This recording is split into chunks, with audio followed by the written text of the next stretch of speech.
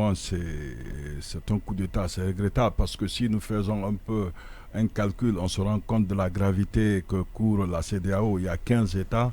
Il y en a 4 qui sont déjà, si je ne me trompe pas, il y a 4 qui sont sous l'emprise du coup d'État. Il reste 11.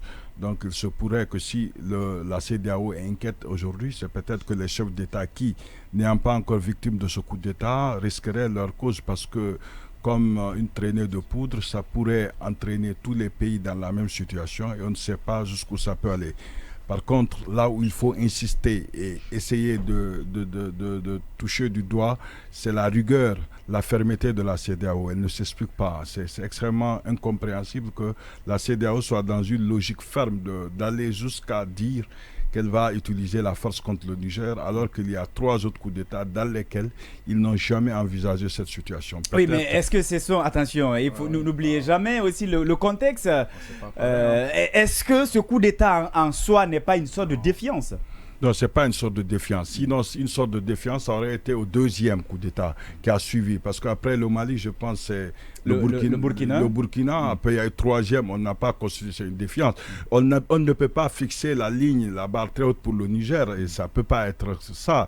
Moi, je ne suis pas d'accord. Et peut-être ce qui expliquerait cela sur le plan. Oui, mais ça sous-entend que tu es pour ce coup d'État. Non, ça sous-entend non, mais pas. Attendez, non, tu ne peux pas me dire, la fermeté, tu ne peux pas condamner. Attention, non, on va se comprendre. Tu ne peux pas condamner un coup d'État et aussi faire des reproches à la CEDEAO qui tente justement, avec une pression, ramener l'ordre. Pour se faire comprendre entre vous et moi, c'est de savoir qu'est-ce qu'on a fait à l'égard des autres qui ont fait la même chose. Il n'y a pas une petite injustice. Vous savez qu'il y a un adage qui dit qu'il n'y a pas une petite injustice. Il n'y a aucune raison de donner, de tendre la carotte à la Guinée et de frapper le Niger, de lui donner le bâton. Ce n'est pas explicable. D'ailleurs, moi, je rappelle que l'utilisation de cette force pourrait ne pas fonctionner. Ce n'est que peut-être du bluff de la part de la CEDEAO, puisque vous savez jusqu'où ils sont allés quand le Mali, ils ont inséré l'UMOA, parce que je pense que le Niger, c'est un pays qui mange le franc CFA. Alors, c'est des sanctions aussi sur le plan financier. Mais vous savez, on les contourne toujours. Le Niger, quand même, a la chance d'avoir à côté, en principe, le Mali qui ne va pas respecter en cas de sanctions éventuelles. Ils ne sont pas obligés de respecter puisqu'ils sont même écartés. Donc, de fil en aiguille, des aliments peuvent quitter la République de Guinée, passer par le Mali pour aller au Niger. Si on veut contourner les sanctions, c'est extrêmement compliqué. Mais moi, ce que je voudrais quand même dire à tout le monde, on doit quand même s'asseoir à réfléchir, donner les mêmes sanctions à tous les putschistes. Et je ne pense pas, quand Kalo me dit qu'il y a une petite différence entre les coups d'État, il n'y a aucune différence. L'aspect sécuritaire est évoqué au Mali, l'aspect sécuritaire est évoqué au truc. Peut-être c'est le cas de la Guinée qui pourrait, où on n'évoque pas un cas de sécurité. Et donc, il fallait d'ailleurs être plus dur parce que ce qu'on reproche à Mohamed Bazoum, c'est d'avoir les forces armées françaises. Et toutes les fois que ces forces sont restées dans un pays, il n'y a jamais la paix. Il faut rappeler qu'il y a 1500 personnes des contingents. Et peut-être si la CEDEAO évoque l'hypothèse... 1500 combien 1700. Et il y a aussi 1100 soldats américains. Donc, ça veut dire qu'il y a une force importante au Mali. Et c'est que la CEDEAO compte utiliser cette logistique. Et d'ailleurs, ça va être plus facile. Mais cependant, ça serait toujours la CEDEAO au service du colonialisme. Bien. Parce qu'il faudrait laisser les Nigériens régler leurs problèmes. C'est son avis. Oui, Moustapha, j'ai comme l'impression que tu ne partages pas le point de vue de Diallo. Alors, quelle est votre lecture? D'abord, en tant que républicain, il faut condamner le coup d'État, quelle que soit sa nature. Ça, c'est le premier aspect. Ça, c'est une question de principe. Si on s'est engagé dans une logique démocratique républicaine, il faut qu'on respecte quand même les engagements. Les principes. Et d'ailleurs, je crois qu'il ne faut pas... En fait, nous sommes dans un ensemble, mais les éléments de contexte sont très différents. Pour rappel, le coup d'État au Mali, c'était à l'issue d'une crise politique. C'est-à-dire qu'il y a eu une manifestation de la population. Ça, il faut faire la différence des choses. Oui, d'accord. Il y a un premier coup d'État. Attention, c'est ce qui ne peut pas aussi passer comme... voilà, non, ce n'est pas passé comme ça. Et parce qu'on est quand même en démocratie. Le mandat n'est pas quand même impératif. Non, c'est ça. Donc, voilà, il fallait le laisser terminer son mandat, même si on n'aime pas sa gestion. En fait, la souveraineté du peuple est toujours évoquée. Parce que c'est le peuple qui s'est soulevé contre Ibeka. Ça, il faut le comprendre. Les militaires sont intervenus. On a mis un ancien militaire au pouvoir. Après, ça n'a pas pas marché, Assimi Goïta est venu. Et le cas du Niger, c'était aussi, il y a une question sécuritaire. Le cas de la Guinée, l'élément important, justificatif qui a fait que les Guinéens ont, même si ce n'est pas la cause du coup d'État, mais le fait que les Guinéens aient accepté ce coup d'État, c'est parce qu'il y avait cette affaire de le fameux troisième mandat. Pour le cas du pour le cas du Niger, c'est une foutaise. C'est vraiment une foutaise, une agression à la démocratie. Un chef d'état-major, en fait, le chef de la garde présidentielle, 60 ans être limogé par le président de la République, mais bien sûr. Dans la Constitution, les forces militaires sont soumises au pouvoir civil. Mais bien sûr. Comme il a senti qu'il serait renversé, qu'est-ce qu'il a fait? Il fait un coup d'État. Mais imaginez, il suffit d'être à la tête d'une unité de lutte pour faire un coup d'État. Là, je crois qu'il faut une fermeté. Cette fermeté-là, les contextes ont changé. Ce n'était pas le président nigérian qui a lui seul pu renverser la situation au Niger, qui n'était pas le président de la CEDEAO en ce moment. Et le problème du Niger, c'est assez particulier. Vous avez l'investissement le plus stratégique de la France se trouve au Niger. Mais bien évidemment. Les centrales nucléaires de la France sont approvisionnées à 70% par le nucléaire, par l'uranium. Bien sûr. Et l'enjeu fondamental, la lutte contre le terrorisme, toutes les puissances, y compris les États-Unis, ont l'air force au Niger. Ça ne peut pas passer comme ça. Et d'ailleurs, qu'est-ce qui justifie ce coup d'État? Rien. Sauf que par l'ambition personnelle d'un général qui est à la touche, qui ne veut pas qu'il soit gommé par un président qui a le droit de le gommer. Et qu'il a nommé d'ailleurs. Et qu'il a nommé. Donc voici, franchement, il ne faut pas. Moi, je soutiens l'option militaire s'il le faut. Il faut qu'on mette fin à cela. Il ne faut pas que la démocratie soit rien. Pourquoi les hommes politiques se battent? Pourquoi les partis politiques sont créés? Pourquoi on fait en sorte qu'on éduque les populations pour pouvoir voter? Et un beau matin, un militaire mécontent qui soit à la tête d'une unité de lutte se lève sans tirer de coups et dire non, tu n'es plus au pouvoir. Mais ça ne peut pas aller, ça ne peut pas fonctionner. Et d'ailleurs, ce que vous dites, la dynamique démocratique en Afrique de l'Est est un exemple en Afrique. On est différent de tous les pays. Malgré ces derniers temps, il y a un recul à cause des coups d'État. Mais notre dynamique démocratique en Afrique, elle est la meilleure. Il faut maintenir cela. Et moi, j'ai insisté sur ça. Lorsque Alpha Condé a voulu faire un mandat, j'ai écrit un article sur ça. Je crois qu'il l'a bien lu. Donc, bref, il ne faut pas justifier cela, dire que après, c'est nous qui accusons la CEDEAO d'être laxiste. Mais il faut commencer par quelque part. D'accord, on n'a rien fait pour la Guinée. On n'a rien fait pour le Niger. Pour le Mali, on n'a rien fait pour le... Maintenant, il faut faire quelque chose pour le Niger. Et moi, je soutiens l'ancien militaire. Il faudrait que les militaires sachent que leur rôle, c'est pour protéger le pays contre les terroristes, au lieu de s'attaquer aux civils s'ils sont forts, le président qu'il a sur le front. Est-ce que les putschistes nigériens doivent prendre cette menace au sérieux? Alors, vous pensez que c'est du bluff? Non, c'est pas du bluff, mais il y a plusieurs problèmes qui peuvent empêcher que cette menace soit matérialisée tout de suite. Vous savez, aujourd'hui, la situation du Niger est doublement complexe. Elle montre deux facettes qui sont importantes à souligner. La première facette, c'est que ça montre pourquoi les armées africaines n'ont jamais été suffisamment armées. Jusqu'ici, il n'y a pas eu d'unité d'élite. Ça fait que le terrorisme envahit nos pays et on ne sait pas y faire face. Parce que justement, nos chefs d'État ont cette vision de militaires qui pourraient se sentir plus forts que le reste de l'armée et qui pourraient décider sur un oui ou sur un non de prendre le pouvoir. Ça, c'est la première chose. Et la deuxième, c'est que même si ils se rendent coupables de forfaiture, ils ne pourraient pas être arrêtés. Et l'autre chose qu'il faut rajouter sur ça, c'est que dès qu'ils vont sentir leur poste menacé, ils vont agir.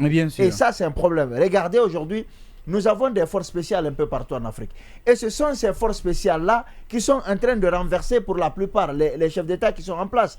Et ces forces... Sauf qu'au Niger, c'est pas le cas. Non, j'en viens. Je parle d'unité d'élite. En fait, je donne la structuration des armées. Et justement, ces forces spéciales sont créées pour la plupart pour intervenir, notamment dans les cas de terrorisme. Et donc, si cela s'avère, on comprend mieux pourquoi la CEDEAO n'a pas pu, et même l'Union africaine en général, faire face au terrorisme au Mali, à certains problèmes africains, parce que justement, nous avons ce problème. Pour moi, aujourd'hui, les sanctions de la CEDEAO peuvent ne pas suffisamment porter fruit. Pourquoi? Parce qu'il y a l'axe de la forfaiture qui fait face directement au Niger. Il y a la Guinée, il y a le Mali, il y a également le Burkina Faso et le Niger. Aujourd'hui, vous avez vu les sanctions cette batterie de sanctions qui avait été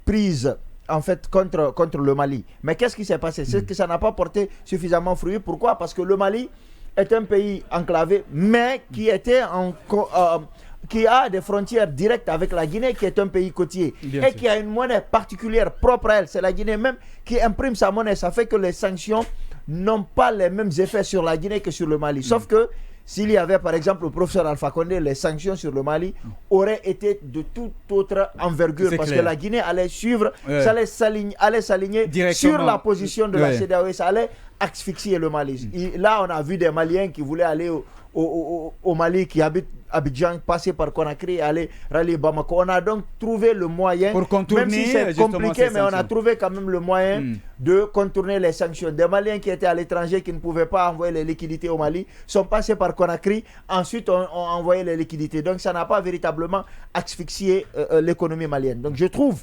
qu'aujourd'hui, ça va être difficile que ces sanctions-là, même si elles vont avoir les effets, donnent tout de suite les résultats escomptés. Maintenant, sur la question de l'intervention militaire, il y a beaucoup de problèmes qu'il faut voir ça, qu'il faut souligner.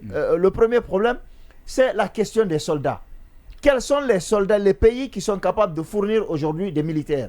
Il y a la question de l'armement. Oui, mais ça c'est vite réglé. Non, déjà au Tchad, c'est la plus facile. D'abord au Tchad, parce que quand on a la Balkan déjà, c'est la chose la plus facile.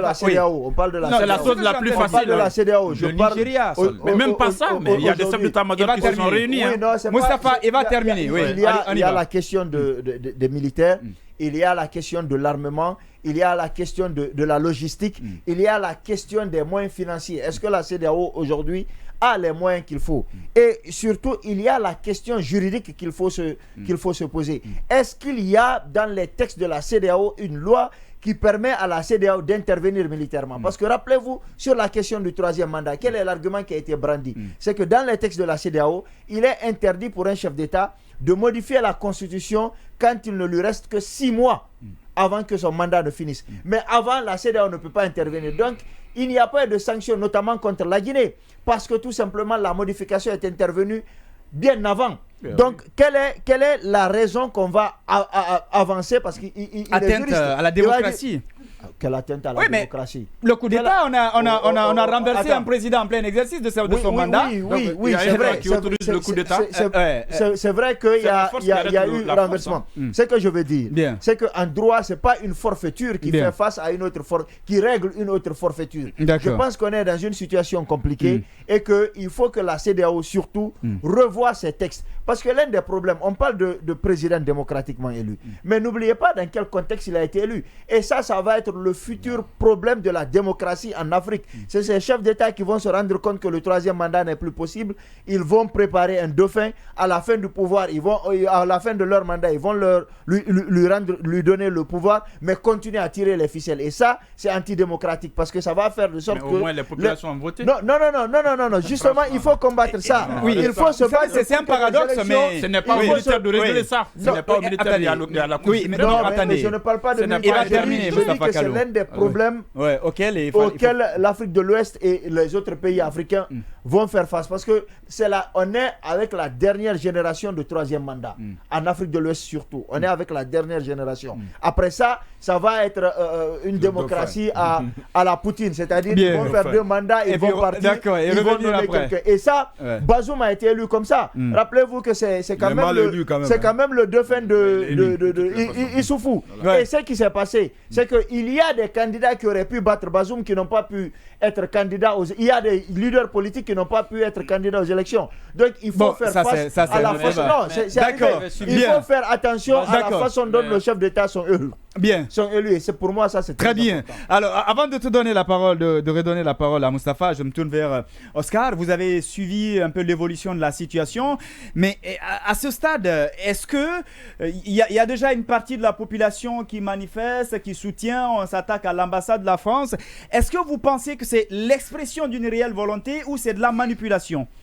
Est-ce qu'on peut dire qu'au Niger, ce coup d'État est salué? J'avais suivi le Premier ministre de Bazoum hier sur nos confrères de France 24 et RFI, qui disait également qu'il y a en tout cas ces panafricanistes cachés dans l'ombre qui sont financés, on sait de qui, et qui attendent une telle occasion pour au moins essayer de manipuler les jeunes, de descendre dans la rue.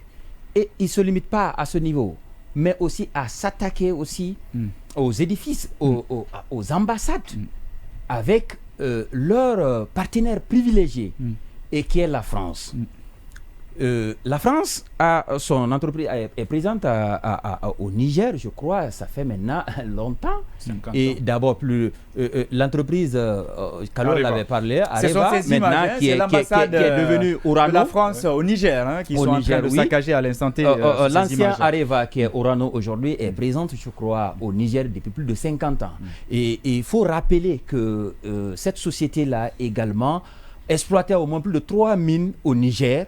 Mais aujourd'hui, les 2 mines ne fonctionnent pas. C'est seulement une seule mine qui est opérationnelle. Et actuellement, au moment des faits, même le personnel de cette entreprise. Voici ces images, une forte mobilisation, bien évidemment, dans la capitale pour soutenir aussi le coup d'État. Oui, c'est d'accord. Oui, d'accord. Et puisqu'ils n'ont pas. Voilà, nous connaissons. Donc de la manipulation. Nous connaissons. D'accord, on y va. Il y a ces acteurs de la société, je ne sais pas qui sont financés. Et parce que, en quelque sorte, il y a aussi certains qui tirent les marrons dans le feu, du feu. Nous connaissons cela. Donc, on fera comprendre peut-être aux Nigériens et des difficultés économiques, sociales qu'ils ont aujourd'hui. C'est une puissance qui est à la base de ça. Donc, ce sont ces arguments futiles qui poussent au moins beaucoup de populations sans avoir des bonnes informations qui s'attaquent à ces ambassades-là. Et ne vous rappelez... regarde ce que je veux vous dire. Il y a au moins, dans la CEDEAO, il y a eu 4 coups d'État. À l'espace CEDEAO, d'accord. 4 coups d'État, et tous ces coups d'État sont perpétués dans 4 pays francophones. 4 pays francophones, et dans les 4, il ne reste que 11 maintenant qui restent, peut-être je crois 11 ou 14 qui restent. Alors vous verrez que pour la Côte d'Ivoire, pour le Mali, le Burkina, et autres, là, nous connaissons le motif qui ont au moins poussé ces militaires. Disons qu'on a brandi, parce que même lui aussi, l'actuel homme fort du Niger aussi a parlé de la situation sécuritaire qui se dégrade du jour au lendemain. Je dis bien qu'il y a quand même quelqu'un qui est en train de tirer les marrons du feu, parce que déjà, les sanctions annoncées par la CEDEAO, nous connaissons très bien, seulement parce que je crois, Yacine disait que ça va être très compliqué, et cette sanction purement militaire là, et une intervention militaire, oui. Parce qu'avant il y avait ECOMOG. Et qui avait fait auparavant. Il y a Tidiane Kaba. Ce n'est pas une première. En 1997, quand Tidiane Kaba a été délogé par un coup d'État, je crois, avec l'ECOMOG, il a été rétabli même un an après.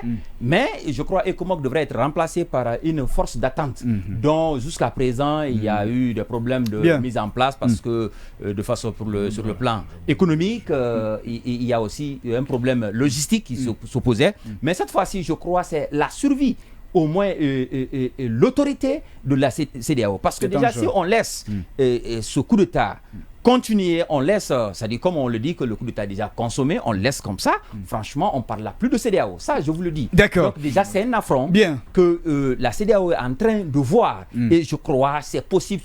Comment le nouveau président du Nigeria est capable, est motivé, et il a les moyens, parce que déjà, l'effectif des militaires au Niger ne dépasse même pas du Niger.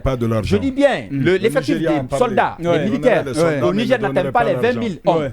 Et comparativement à d'autres États. Et je crois, lors du dernier sommet, on avait donné la mission à tous les chefs d'état-major de la CEDEAO de faire un plan pour pouvoir au moins remettre Bazoum à sa place. D'accord, très bien. Parce que vouloir laisser... Bien. Et économiquement, on va revenir sur ça tout à l'heure.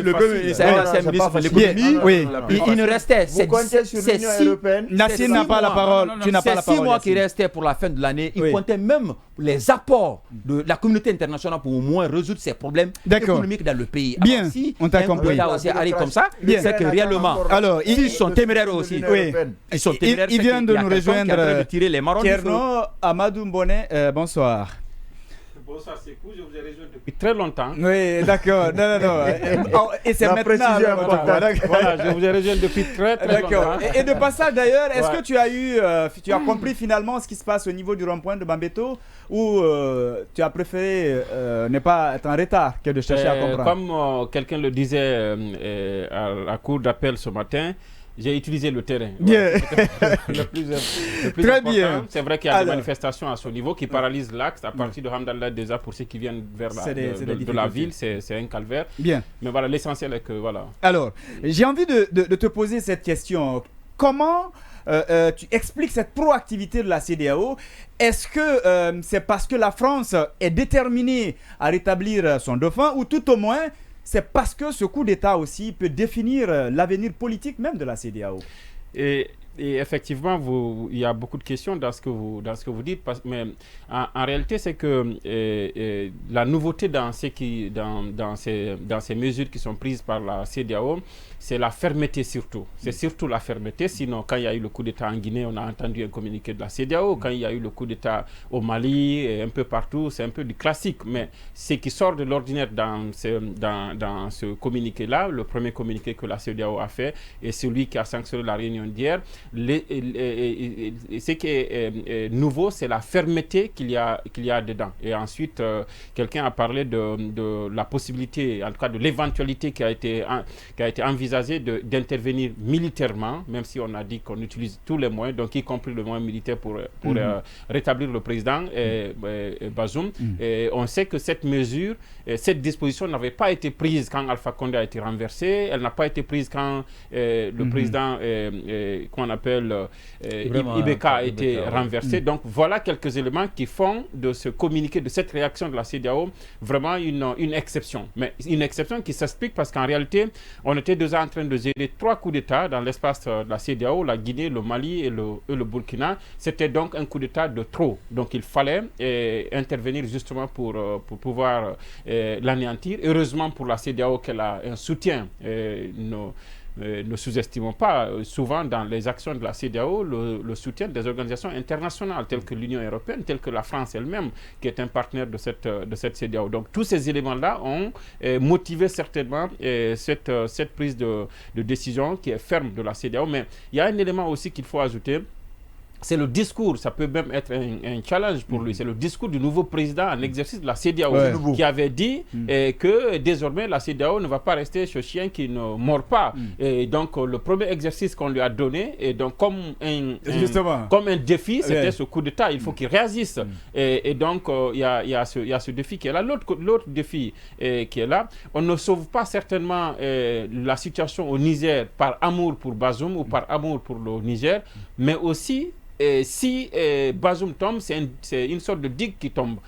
Parce que Ouattara est à côté. Et plus rien ne peut maintenant empêcher que quelqu'un, un militaire, justifie un coup d'État au Sénégal et ailleurs. Donc c'est comme si on a tendance maintenant à l'institutionnaliser. Exactement. Donc c'est pour toutes ces raisons, et certainement la CEDEAO a eu la motivation nécessaire pour avoir ces mesures qu'on appelle ça énergiques. Et maintenant, l'autre question qui se pose, c'est que c'est la faisabilité, parce que c'est ça le débat aujourd'hui.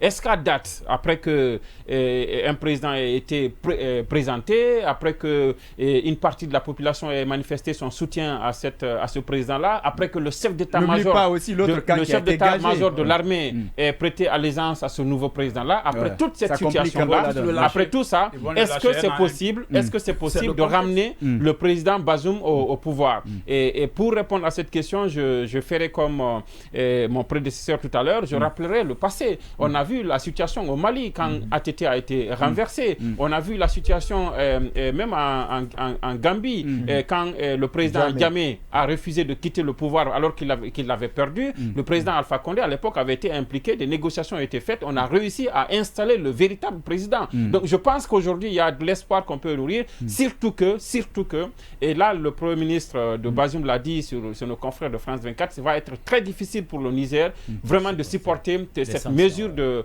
cette batterie de sanctions. Et de passage, on précise que la capitale était plongée hier dans le noir. Et ça fait partie des sanctions d'ailleurs, mais c'est Kalou qui avait demandé avant. Est-ce que ton inquiétude a été prise en compte? D'accord, je suis intervenu en premier. Bon, je voudrais seulement rappeler à Kalou que quand il parle de ce qu'on pourrait reprocher à la CEDEAO, c'est comme si les coups d'État en Guinée, au Mali et en Guinée, au Burkina sont déjà réglés. Il n'y a rien qui explique la fermeté de la CEDEAO à l'égard du Niger sans l'être à l'égard des autres pays qui sont dans les mêmes conditions, du moins juridiquement. Excusez-moi. Juridiquement, ils sont dans les mêmes Juridiquement, ils sont dans les mêmes conditions. Ce sont des pouchistes qui occupent la présidence de la République, le perchoir, et on ne peut pas dire le contraire. On ne peut pas voir justifier. Lui, il est dans une situation plus paisible que l'autre là. Peut-être l'ampleur. Non, c'est pas une situation. Et là, il l'a rappelé clairement parce qu'il a quand même bien vu. Peut-être l'ampleur de la situation du Niger, c'est les intérêts de la France. Ça, quand même, avec la société Areva, oui, bien sûr. Vous savez, c'est l'intérêt de la France. L'intérêt de la. Excusez-moi. Là, vous savez que la fermeté, la même fermeté a été affichée au Mali. Pour la première fois, avant qu'on ne revienne à travers la Cour de justice de la CEDEAO, qui avait condamné pour dire ils sont allés jusqu'à bloquer le Mali à la Banque centrale. Et je pense qu'ils sont dans. Oui, avec cette logique-là, je pense que le Niger est dans la logique, mais avec une intervention en appoint sur le pouvoir nigérien, puisque c'est très facile. L'armée française est au Tchad, au Niger lui-même, l'armée américaine, donc on peut faire de l'appui logistique. Mais quand on parle de la faisabilité de l'intervention, en prenant la Gambie, la Sierra Leone, parce qu'il y en a eu. Non, c'est un exemple. Les interventions ne sont pas les mêmes. Ce sont des petits pays qui n'ont même pas. Oui, mais on n'arrivera pas à l'intervention militaire. Non, on peut juste en arriver. Moi, je voudrais simplement que vous me permettez, puisque je laisse l'autre aller jusqu'au bout, permettez-moi d'aller jusqu'au bout, sinon je vais perdre le fil. Oui, en 30 secondes. Je voudrais simplement rappeler que les interventions de l'ECOMOG, c'est dans des petits pays. La Guinée-Bissau, la Sierra Leone, la Gambie, ce sont des petits pays. N'oubliez jamais que le Niger a 20 millions d'habitants. Le Niger, il n'y a même pas 1 million de personnes en Gambie. Il y a moins de 1,5 million en Sierra Leone. Donc ce sont des petits pays où l'armée c'est 3 000 personnes, 2 000 personnes. Donc même la police guinéenne peut prendre Freetown, c'est aussi facile que ça. Donc il faut le comprendre. Juste une seconde. 20 millions d'habitants. Le Niger, 20 millions d'habitants. Permettez. Franchement, ce débat il est tellement intéressant parce que moi quand même je suis inquiet pour l'avenir de la démocratie en Afrique. Lorsque nous intellectuels nous cautionnons les bêtises de certains militaires qui se croient extraterrestres par rapport au pouvoir. Parce qu'ils ont des armes. Parce que tout simplement ils ont des armes. Et d'abord l'intervention nous dit c'est la chose la plus facile. Et d'ailleurs, comme on est là, ça peut jamais être la chose la plus facile. Laissez-moi expliquer. Alors vas-y, développe. C'est la chose la plus facile. On n'arrive même pas à tirer un coup, ils vont lâcher. Je vous dis, la majorité des militaires nigériens ne sont pas pour ce coup d'État. Il n'y a qu'une poignée de généraux qui se cramponnent. Ça c'est difficile à... Attends, je vous le dis. Je vais vous dire quelque chose. D'accord. Dès l'instant, l'armée française avec 1500, avec tous les équipements au monde, l'armée américaine, le Nigeria à côté, le Bénin, on peut l'attaquer et dès que les armes vont se positionner, il va démissionner et il va faire revenir. Les commandes face au petit Libéria, il faut connaître l'histoire. Il y avait une guerre civile au Libéria. Moi je viens encore, moi je sais, à chaque fois on dit la CEDEAO ne fait rien, maintenant il est temps de commencer quelque part. Il faut qu'on montre à ces gens-là que franchement à un certain moment il faut arrêter. Mais chez tout le monde, on commence chez tout le monde. Pourquoi on peut commencer chez le Niger? Non, mais écoutez, 2 poids 2 mesures, pourquoi? Alors, très rapidement, le président nigérian pour être coriace, pour faire face à ça. Très bien, allez-y. Ah oui, mais ils sont très gourmands. Oui, mais ce qu'il dit quand même a quand même un sens après lui. Je suis d'accord, ils sont très gourmands. J'ai trouvé 2 ans après avoir... Voilà, maintenant, ce que je veux dire, c'est que j'ajoute aux exemples que j'ai donnés tout à l'heure là, l'exemple récent de la Côte d'Ivoire. Quand il s'est agi de déloger Gbagbo pour loger Ouattara, ça n'a pas pris beaucoup de temps, vous le savez bien. C'est bien possible dans la faisabilité. Mais sauf qu'il y avait déjà une force d'interposition sur place. Je suis d'accord. Et Ouattara a été armé aussi. Vous savez que même en 2007, je ne sais pas exactement, mais au temps de Conté, il avait même été évoqué la possibilité d'envoyer une force d'interposition en Guinée. Bien sûr. Ça, vous le savez. Ça a été sollicité, disons. Non, c'est pas avant. Après C'est avant le 28 septembre. 22 janvier 2007. Non, même au temps de Lansana Conté. Oui, c'est le temps de Lansana Conté. Mais c'est impossible. Maintenant, ce que je dis. Donc, c'est bien possible. Là-dessus, il faut qu'on soit d'accord là-dessus. C'est bien possible aujourd'hui de le faire. Maintenant, pourquoi je dis qu'on n'arrivera pas à la solution militaire? Vous voyez, même le communiqué de la CEDEAO n'a invoqué cette possibilité qu'à la fin, dernier ressort. C'est-à-dire que je pense que c'est pas pour rien qu'on a donné une semaine aux gens. C'est pas pour rien qu'on a aussi désigné le président tchadien, qui est un autre. Ce qui est regrettable. C'est un autre débat qu'on peut faire. Mais vous savez que la puissance militaire du Tchad n'est pas à contester. Dans la sous-région. Même au Niger, c'est le noyau de l'opération Barkhane. Même au Niger, il y a une présence, dans le Sahel, il y a une présence de forces tchadiennes à ce niveau-là. Je pense qu'il y a beaucoup d'éléments qui peuvent nous amener à croire que c'est possible aujourd'hui que la CEDEAO s'appuie sur ces éléments-là pour déloger les... Mais sauf que je vois mal un putschiste demander à un autre... Ça quand même, j'ai vraiment envie de savoir comment ça va se passer. Ça, c'est un autre débat. Oui, mais pourtant qu'il y a un sens. Non, je suis d'accord. Il a un sens, mais c'est compte tenu du temps qu'on n'a pas. Et je dis que c'est un autre débat. Sinon, c'est aussi peut-être dire que parce que le premier qui était pressenti comme étant médiateur, c'était Talon, qui était un civil. Est-ce qu'il n'est pas plus facile pour un militaire d'aller convaincre ses camarades militaires qu'un civil de les convaincre? C'est pourquoi je vous ai dit que c'est un autre débat. Mais quelqu'un faisait, quand j'étais dans la voiture, quelqu'un faisait un peu la comparaison entre la situation guinéenne et la situation qui s'est passée au Tchad. Et je suis d'accord que tout coup d'État est un coup d'État. Toute prise de pouvoir illégale est une prise de pouvoir. Mais vous savez que le coup d'État guinéen, je ne suis pas en train de dire qu'il est légal, mais il avait des explications quand même. Il avait des explications. Le coup d'État guinéen, il avait des explications. Ils ont toujours des explications.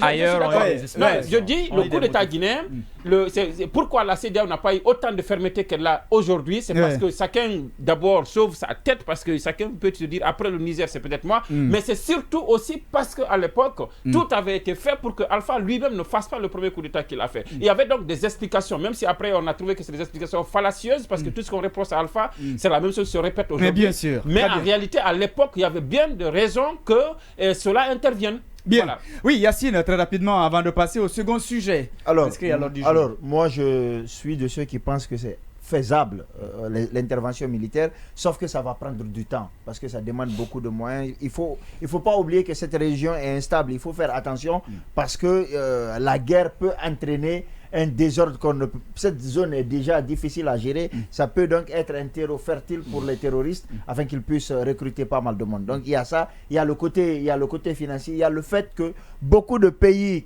capables d'intervenir sur ce terrain-là sont aussi en difficulté sur le plan financier, mais aussi sur la question du terrorisme. Même si j'attends de voir comment ça va se passer. Mais il ne faut pas oublier notre aspect. Même si on vous dit aujourd'hui que les caisses des différents pays, que les caisses sont vides, je parie que tous les présidents civils en ce moment au pouvoir, ils vont mettre le paquet parce qu'ils savent, ça les arrange aussi.